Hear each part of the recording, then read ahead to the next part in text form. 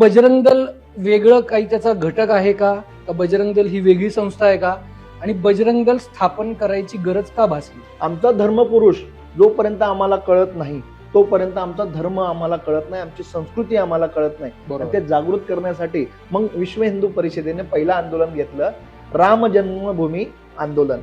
मग हे आंदोलन करत असताना 1981-82 साली बऱ्याच वेळा भारतातनं रथयात्रा काढल्या जायच्या.